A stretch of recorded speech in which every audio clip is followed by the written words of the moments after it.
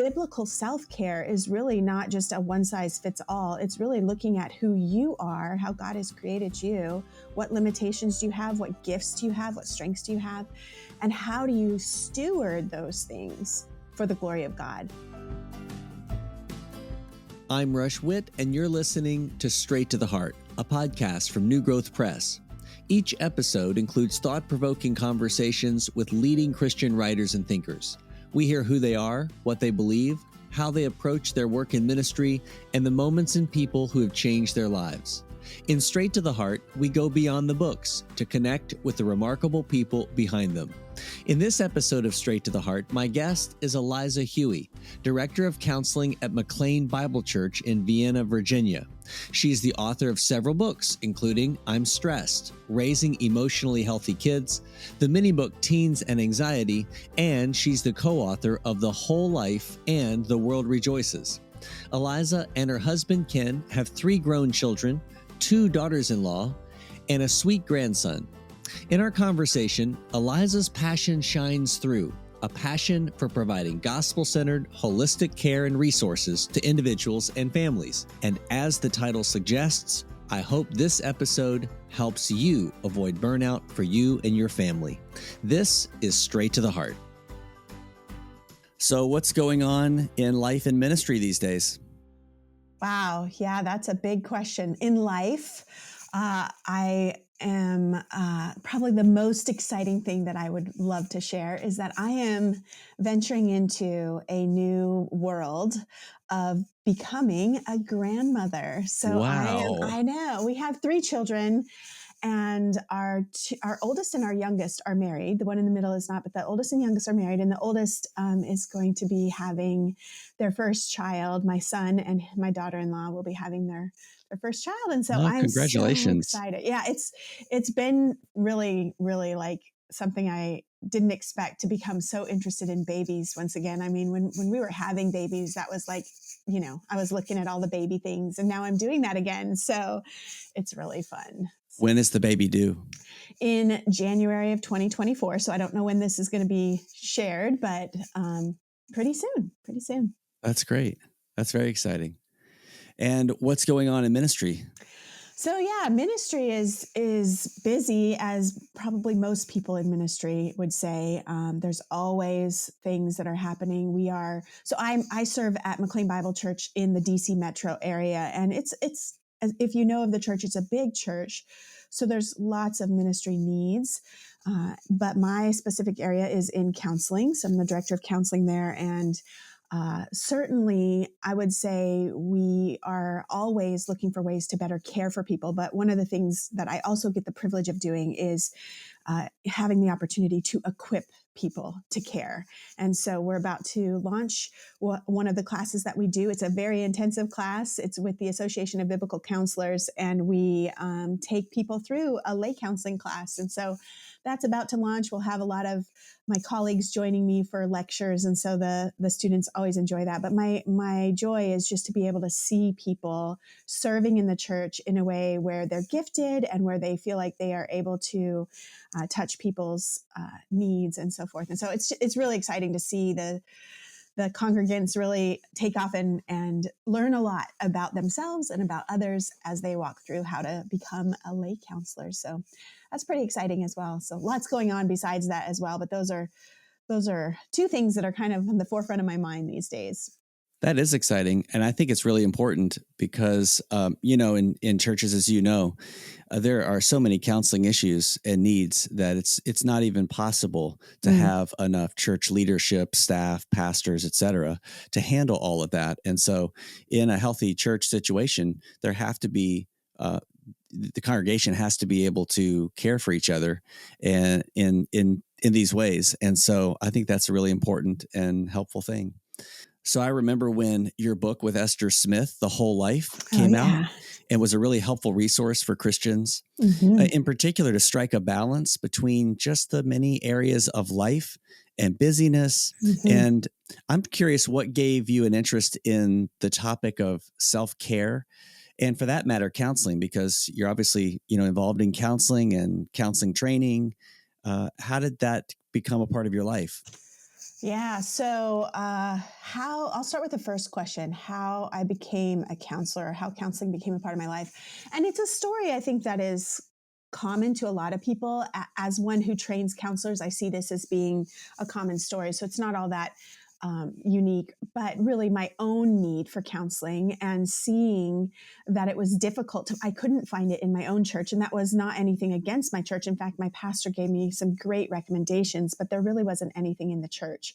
And I think that's a lot of people's story is oftentimes they feel like what I need is a little bit more than just a visit with my pastor. Not that that's always helpful and always necessary, but just a little bit more where I'm going to need some more long-term investment and so forth. And so my pastor recommended CCEF. And so I ended up, it was too far away, but was able to get a referral from them and just working with a counselor and finding that such a good, helpful thing. We were in the midst of a lot of transition, a lot of difficult seasons in our life, and I didn't really have any friends nearby because we had just moved to the area. And then my husband underwent a job loss. I mean, there's just so many things coming at us at once that it was helpful to have somebody who would walk with me and listen to me process, but also continually remind me of the truth of who God is in the midst of all the instability that was happening around me, that solid anchor. And my heart was really like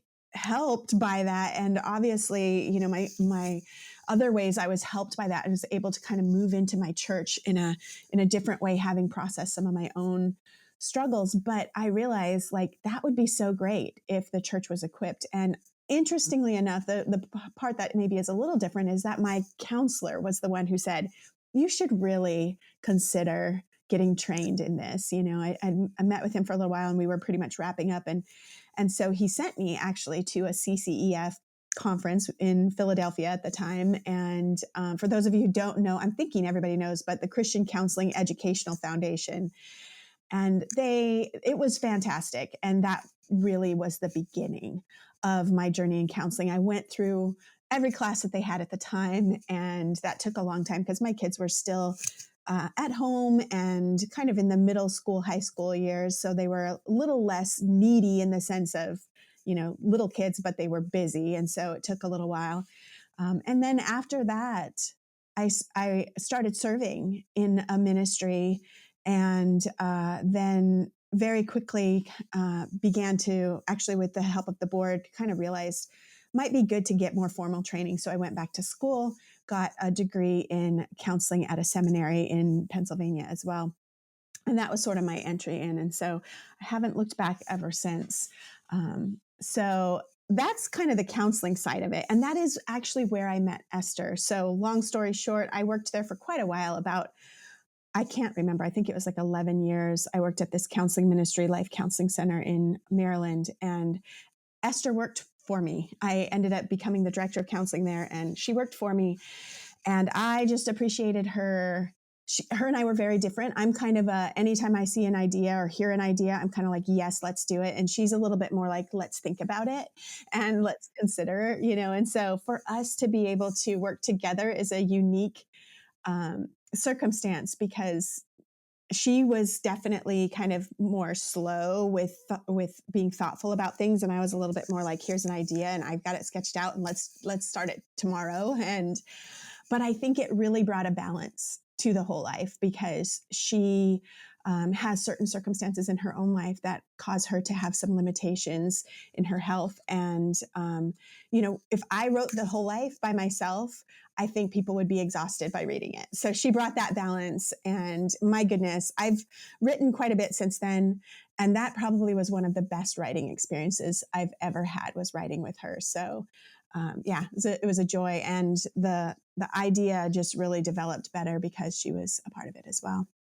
It's so interesting that you talk about the process of the book being written in that way between the two of you, because it's a lot about pace and the difference of pace maybe between the two of you and the way you complemented each other. But what's interesting is the way that actually is at the center of what you write about in the whole life is finding the pace of life that is suitable for the long run. So with that, in the whole life, I think the analogy that you use of a long distance runner is a really helpful picture, because runners can't sprint that long distance. but have to find the suitable pace for the long haul. And so I just wonder, in the course of writing and thinking about your own life, why do you think so many of us struggle to find that pace? Mm.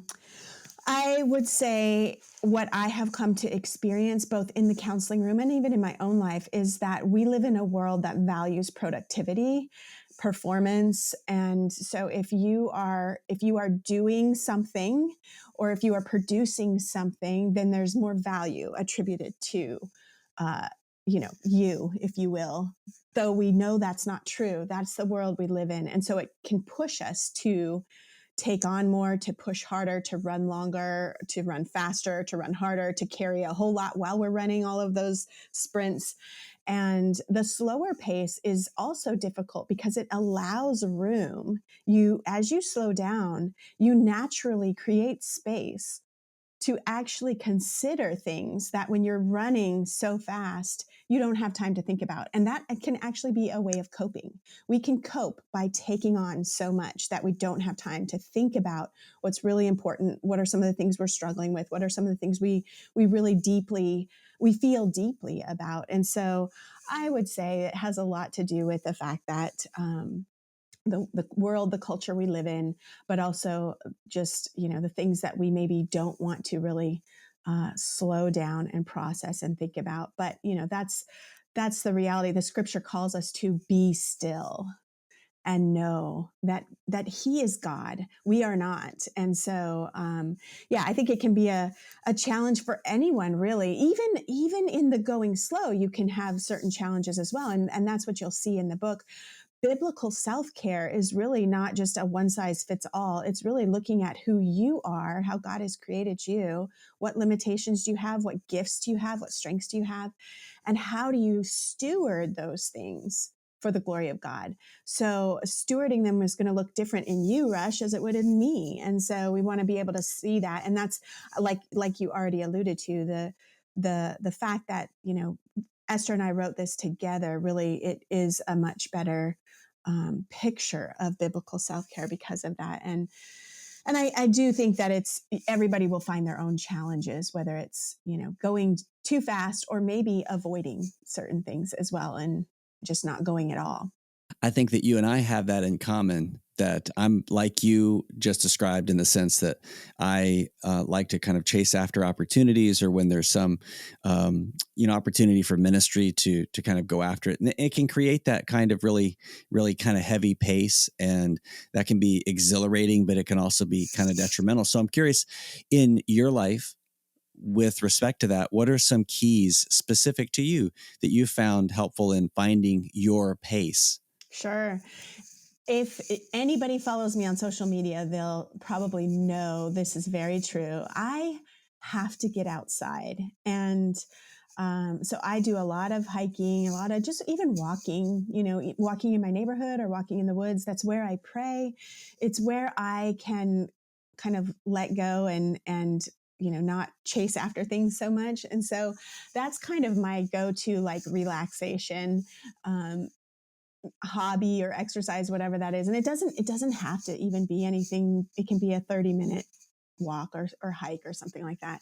So that's something that I do physically, but also, relationally, I'm definitely a more social person. So I get my life is energized by being with people.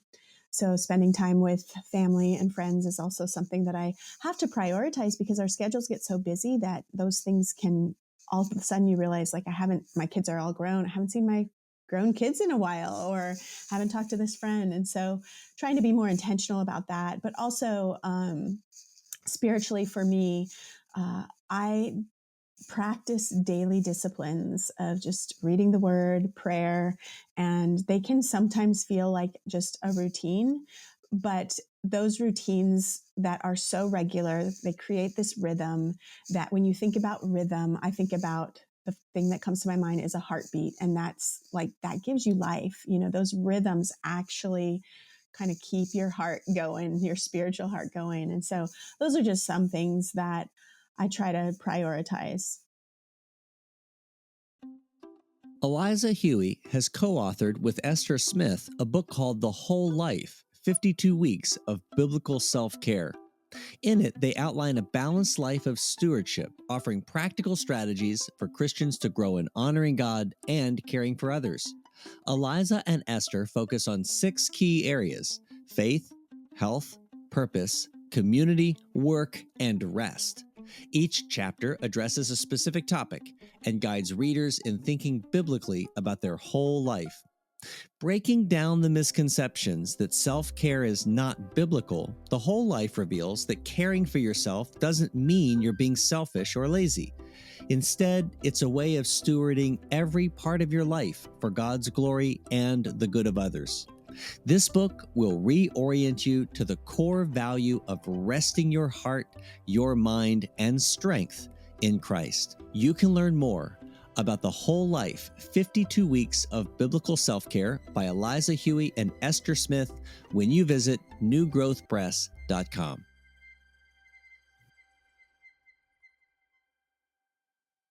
I think that some Christians hear that language of self-care and they think that it sounds selfish to think that way.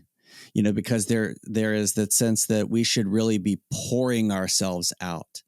But it's not really selfish to consider how we care for ourselves and what kind of pace we should be running in life, right? Right. Yeah. And that's what we have to look at it as, a form of stewardship, because when we think about, so maybe you spend, I don't know, a large chunk of money to buy a vehicle, especially right now, it seems like vehicles are very expensive. You spend a good amount of money to buy a vehicle. How wise would it be just to drive that vehicle and never really think about, beyond just the gas that you have to put in it, never really think about any of the upkeep and care? So you're driving it a long way, you're driving it hard, the tires are getting, the tread's getting thin on the tires, the oil maybe needing to be changed by a few months overdue or something like that. We would never think, oh, you're so selfish to think of your, to only think about like putting money in or investment or time into your car. No, we'd say that's wise stewardship. And so it's really interesting how we don't think about that with our bodies, especially. And that's, there's a big portion of the book that we do talk about our bodies. And that's, I would say, an area that we have missed as Christians, really being able to look at what it means to be embodied, to look at what it means to steward what we have been given in our bodies, whether that means just the regular needs of food and sleep, or maybe the recognition of, this overwhelms me, or this stresses me out. And so I need to do something to counter that. And sometimes that's physical, whether that's taking a deep breath or going for a walk or giving yourself some space, stepping away from something. You're actually stewarding yourself. And that's not selfish. It's actually wisdom. And it's allowing you to be able to move into those situations with greater ability to engage. So, yeah. Yeah, I think so too. And that's a hard truth to embrace for many of us for the reasons that you've given earlier, that we're living in a culture that really prioritizes pace, speed, productivity, value. And so it really is a challenge. I know you also counsel and encourage parents who want to encourage their kids in these ways, because our kids are living in the same culture and it seems to even be just ramping up the speed for them. And so as you do that, what are some of those keys that parents can use to build good routines, or maybe even margin into the habits of their own family life or the lives of their kids? Yeah. So I think a lot of parents are feeling this, and all the more so as kids become more aware of mental health. That's something that is very, very much a newer thing. It wasn't around when I was a child. We were not talking about anxiety and depression in middle school, but all parents are facing this, and kids are very aware of the various mental health type conversations. And so, but beyond that, they're also facing pressures like we never knew, and that's I really believe that to be true and not to be an exaggeration, that kids face unique pressures that we just never knew, or I never knew. And so part of it is, so I heard this once from somebody, I can't remember where, but they said, and I'm going to give you a word here. The word is regulation. And I know that can kind of be a word that's like, what does that mean? But basically it just means like to be able to take your emotions at the right pace, at the right speed, and process them and respond appropriately. And so regulation, you can kind of say, means to be calm or steady in your emotions if you're regulated. So one of the things that, this is something somebody had told me, the best thing that a parent can give a dysregulated child, a child who's upset about things, or a child who is emotionally, having a hard time, is a regulated parent. So if your child is dysregulated, the best thing you can give them is for you to have a certain amount of calm and clarity and steadiness as you approach them. But that can be hard. And so, one of the things that I just try to help parents see is just knowing your own emotional bandwidth and what do you need before you move into engaging with your children can be just one simple way. But there's a lot of other ways that I try to walk with parents. I wrote a book called Count Yourself Calm. It's a small little children's book that helps children think through the bad days that they have. And what I decided to do with that book was just basically take what I do with kids in the counseling room. I don't see a ton of kids, but when I do this, I just took whatever it was that I do in the counseling room and put it into a story. So they're reading the story, but they are also learning about how to calm their emotions, all geared and pointed to the Lord.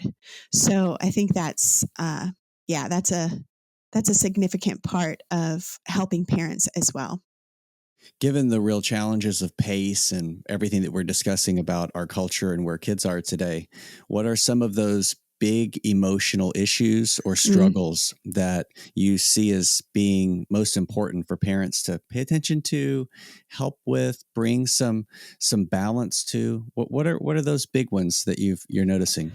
Probably one of the biggest is anxiety. That is definitely one that tops the charts, both for parents and for kids. So that's huge. And I think in addition to that, you're going to see things that kind of go along with that, but kind of mean the same thing. So stress is just a nice way of saying anxiety, or maybe not a nice way. It's a more related, like we can relate to that a little bit more. We feel a little bit more comfortable saying I'm stressed than I'm anxious. The pressures that kids have, but those all fall kind of under this category of anxiety because of pressure, anxiety because of peers and situations there, just the various different things. So that's a huge one. I think we can dive into, maybe we probably don't have time on this conversation, but I think it's worth at least touching and recognizing parents are, their children are facing things in greater ways. Things like cutting is significant with middle school to high school kids, really seeing that as a means of coping that is obviously an unhealthy way of coping, but parents unsure of what to do with that. And that can be really scary because they see their child hurting themselves in certain ways and they immediately probably go to places that they don't need to go. But it certainly is something that needs attention and needs care, and is a way that their child is expressing distress. So those are categories, like I said, that weren't as common maybe when you and I were growing up. But I would say obviously depression as well is another big one. Just that can stem from the same things that anxiety stems from, the stress and the pressures that kids feel. Social media certainly can add to those pressures as well. Just not really feeling like you're measuring up, or constantly seeing, how you're rating, if you will. So those are just a small handful, but I will tell you, I feel like I kind of see it all, really, Rush, and it breaks my heart for parents, but there is hope. Just because your kids are facing these things doesn't mean it's like, oh my goodness, they're bound and determined for a mental health diagnosis. No, you hold out that hope for who Christ is for them in the midst of their struggle and suffering, and kids actually really need to hear that. And my experience has been they actually really do embrace that. They recognize that they need help that's bigger than themselves, whether it's help to engage, this difficult situation at school or help in preparing for a test or exam. They know they need help, and helping them see that the Lord is a huge help for them and an anchor for them in the midst of that is really important. Absolutely. It's so important. And as I see it, it seems to me that everyone struggles in one way or another with anxiety. And I'm curious what personally your relationship with anxiety has been like. What role has anxiety played? Because so often when someone writes a book about something, for instance, your one of your newer resources coming out, I'm stressed, establishing a path from pressure to peace. Um, typically is drawn from some personal experience. So I'm curious what your relationship with anxiety has been like and how it's affected you. Yeah, well, and that book in particular, I'm kind of working on the final edits of it right now, and I will say that book has been an avenue of stress, not necessarily in the sense of like anytime you're under a deadline and so forth. So there has been just a reality as I'm writing this book on stress. How am I doing at applying these? Because it's very practical. I go into, again, sort of like I did with the children's book, I go into basically what I would do with a person coming into the counseling room. It's a part of the Ask the Christian Counselor series. So we really wanted it to be like, how can I use this right now? And so I'm actually, right before we jumped on this podcast, I was working on some edits and I was looking at some of the practical things. I was like, oh, I could probably use this right now. But so that's just kind of ironically one little thing. But yeah, many of the people who are listening, if they follow me, they know I have a podcast as well. And one of the episodes that I think is one of the most listened and re-listened to episode was how to calm a panic attack. And stress and panic can go hand in hand. And part of that episode obviously comes from my experience as a counselor and what I've learned in that. But part of it has been what has worked for me. So if you've ever had a panic attack, you begin to understand how significant these are. And I had one right after a significant medical procedure. I had a very serious surgery that I went through, and I was in the hospital for about 10 days. But within that 10 days, I was pretty much, if you will, babysat by friends and family the whole time. And then I was getting better, which is great. And so it was probably about a week after being in the hospital. It was the very first time I was left alone. I had not been alone at all. Like I said, babysat round the clock. And it was the very first time I was left alone. And all of the sudden my mind started going places that were like, oh my goodness, what if this happens and nobody's here to see it happen or help me or whatever. And I really didn't know what was happening, but I thought I was dying. And it really felt like that. I could feel like the difficulty, heaviness in my chest and difficulty breathing, and my fingers and my toes were becoming numb. And I was very afraid. And I pushed the button on the nurse's call thing on my bed, and they came in, and I told her, I said, I think I'm dying. I don't know what's going on, but this is what I feel. And I explained everything to her. And she said, okay, here's what I want you to do. I want you to cup your hands and put it over your mouth and just breathe slowly into your hands. And as soon as she said that and I started doing it, something clicked in my brain. I was like, oh, you're hyperventilating. And so I can laugh about it now, but at the time I wasn't laughing. I was very much like fearful of what was happening because my body took over where my mind was going, and it just went to a place that, obviously, and with all the stress that had happened before then with the surgery and so forth. So being able to experience that allowed me to be able to understand when people, and praise God, I don't have chronic panic attacks. I had that one and one other in my life, but it's enough. I don't want to ever have any more.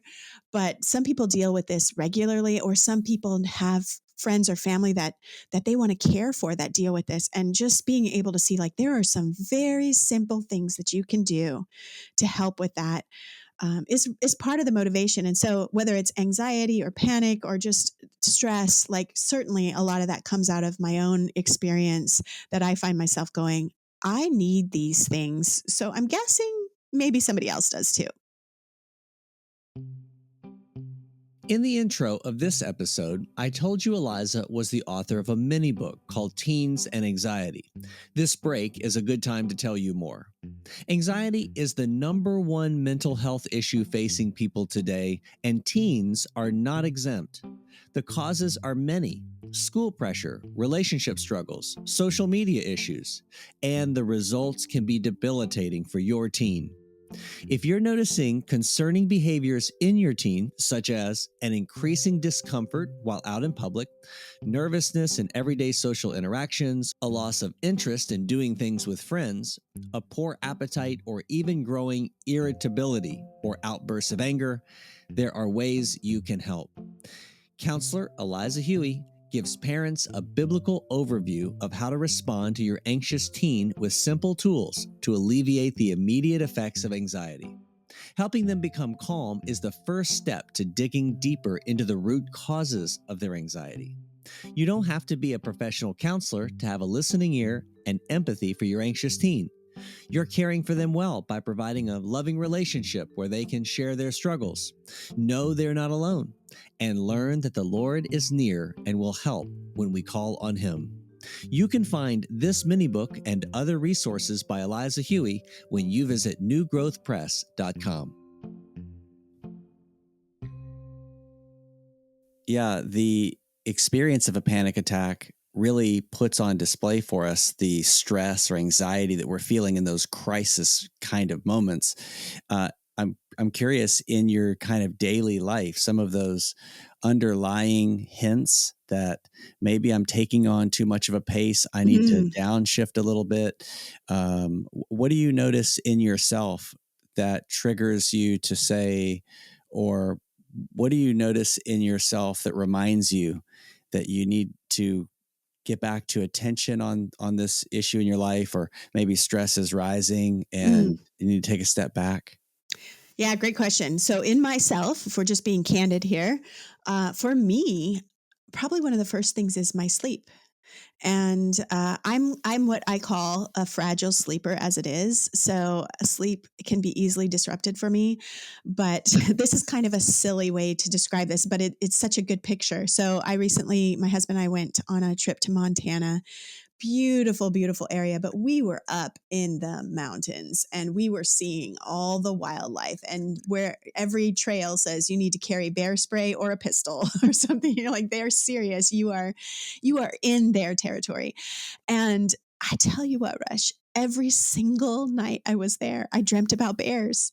Now, when you're seeing all this stuff, to my credit, like that's part of it, is I was kind of inundated with the message, and we did see bears, but thankfully every single time we saw a bear was in a car, and they really did not want anything to do with us anyways. But all that to say, every night I was feeling this like anxiety and stress about that, to where I'd sleep, and I told my husband I had stress dreams all night long, to where I woke up and I was really exhausted. So sometimes in my dreams, but oftentimes even in just the difficulty in sleeping. So going back to just normal, regular stresses, if I'm under a lot of pressure at work, or if I have a lot of projects that I have going on and maybe I've taken on too much, or maybe there's a lot going on in my family, my sleep will be the first thing that will tell me. But I think for other people, and I'll just name a few because not everybody's like me, certain things you want to look out for are, obviously sleep can be one, but just your ability to handle regular things can start to change. Just things that normally I could handle, this kind of, I lost my keys, or which everybody loses their keys, or I'm running late for this appointment, or this thing got rescheduled and I was all ready for it and now I'm not. All like when those normal, what I would call normal situations that come at you in life that are a little bit upsetting or distressing become more, your response to them becomes bigger. Those are things you want to look out for as well. Or things can even affect your appetite. So your mood, your appetite. One thing that I often tell people are, what are other people saying? How about your spouse? What is your spouse saying? Usually your spouse will know. you're stressed before you even recognize it, So yeah, those are just a few ways to kind of be aware. Yeah, for sure. And I think that's really helpful because, in the topic of self care, whether it's, caring for ourselves or it could be caring for others, we've talked about as parents of teens or kids, or even just caring for our friends. Sometimes that language of self care is reduced down to simply the things you do in response to issues. But there is another complement to it, which is what you just referenced of self awareness, Mm-hmm, the mm-hmm. importance of being more self aware without being morbidly introspective and consumed with looking at ourselves and monitoring everything that's going on, but a kind of self awareness. What have you done to encourage other people to grow in that self awareness Mm, through counseling and mm-hmm. encouragement to them? Yeah. So I say often whenever this topic comes up that self-awareness is a misnomer, because self-awareness in and of itself kind of gives you this idea of like, I can be aware of myself. But that's actually, first of all, that's not really biblical the way we look at what the Bible says we need. But the bottom line is I need other people to be aware of myself. So self awareness, though it doesn't sound like it in the term, it's very dependent on other people. It's very dependent on the word of God, right? We see the scripture talking about it being a mirror. You don't want to be the person who looks in the mirror and then walks away and goes, I don't remember anything. So the Bible helps us towards self awareness. So those two things for sure, God's word, God's people who can speak into your life. But I would also say, and this is what I talk about in the little mini book that is produced by New Growth Press called Teens and Anxiety that I wrote. One of the first things I say in there is if you're going to help your teen with anxiety, it's the same thing you're going to do for yourself with anxiety, and that is to notice. And I think too often, and we're kind of talking about it too often, we go through a stressful night of sleep and we don't even really notice. We don't take the time to slow down and say, what's going on? Why did I not sleep but just a couple hours last night? Or why has my appetite completely changed? Or maybe the opposite. Why do I only want to sleep? And why am I eating too much or something like that? So to slow down and notice. And one of the things that is so helpful is to just simply, and this kind of touches on what you're talking about self-awareness, is just to simply name what you're feeling. So you notice, I feel stressed or I feel anxious. Name it, and then it allows you to kind of like stay there for a minute to kind of go to, okay, so I notice this. I wonder why, and you get curious about what you're feeling. So slowing down to notice kind of goes along with that self awareness, but you definitely need other people. You definitely need God's word to kind of help you become more self aware. So, your book, I'm Stressed, the subtitle being Establishing a Path from Pressure to Peace, is part of the Ask the Christian Counselor series at New Growth Press. And what I love about the series is it helps anyone reading those books to get a sense not only of what a counselor would say to an issue that we're facing, but it also can help us to know a little better, when do I need someone else to give me kind of intensive care Mm-hmm. about this issue? And I'm curious how you would encourage someone who isn't quite sure if their struggle with maybe stress or anxiety has risen to the level of seeking out some kind of uh, counseling or relationship that will help focus in on that for a time. Yeah, well, I actually wrote a little book called it's called How to Get the Most Out of Your Counseling, and the very first chapter is Should I Seek Counseling? And that in that particular situation, I go over a few areas that I would say are very key in answering your question. And the first one is, if you have experienced something that is traumatizing or very distressing or a major life change, and you don't have great resources around you, that might be one right there. And sometimes I think that's what we kind of go to first is did something happen? And I know for me, a lot of the calls that we get at church are people who have just had a major tragedy happen and they say, oh, this person needs counseling. And I always say, let's wait and see, because sometimes they have a community around them that are going to support them and they're going to be okay. But other times, yes. So that would be one thing. And I think that's a thing that we often think about naturally. But I would encourage people, do you feel stuck? Do you feel like me and my spouse, we just keep going round and round in the same argument or the same disagreement, or we're having the same problems, maybe a slightly different flavor than it was 10 years ago, but it's the same thing. Do you feel stuck? Or do you feel like things are just, you can't move forward?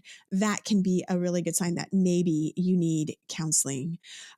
Obviously, we want to look for stress manifesting emotionally, but also stress manifesting physically. We talked a little bit about sleep.